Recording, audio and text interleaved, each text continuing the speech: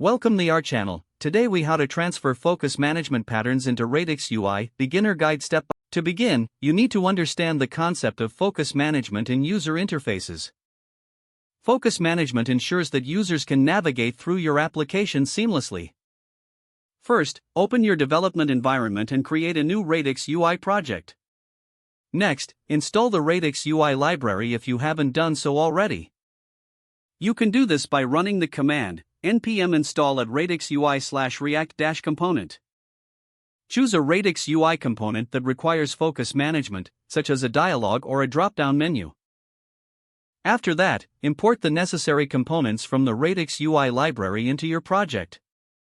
Once imported, set up the basic structure of your chosen component. Next, determine the elements within your component that will receive focus. For accessibility, make sure to include focus traps if your component overlays other content. Using Radix's focus management features, implement the focus logic. Start by creating refs for your interactive elements, like buttons and input fields. Then, use these refs to manage focus when your component is opened or closed. For example, set focus to the first interactive element when the dialog opens. Now, implement keyboard navigation using event listeners. Ensure users can navigate with the Tab key and close the component with the Escape key. Next, handle focus restoration when the component is closed. Restore focus to the element that triggered the component to open. Test your implementation to ensure it functions as expected in all scenarios.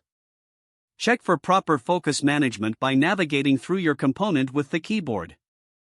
Finally, conduct accessibility testing to ensure compliance with best practices. With these steps, you will successfully transfer focus management patterns into Radix UI. This will enhance the user experience and ensure your application is accessible for all. If the page does not load, refresh the browser or try again in a private or incognito window. Make sure you are using the correct email address, then retype it carefully to avoid small typos. If your password is not accepted, use the reset option and create a new strong password you can remember. Check your spam folder for verification or security emails, then complete any requested confirmation steps. Enable two-factor authentication if available to improve account security and reduce unauthorized access risk.